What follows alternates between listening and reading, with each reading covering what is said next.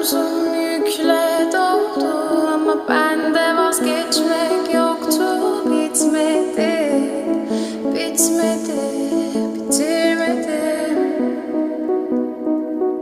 Ben özel değilim ya da öyle bir şey, ama sen varken hep böyle hissettim, böyle hissettim. Yanan her şey gülmüyor olmalı, bunu sen de hatırlarsın da artık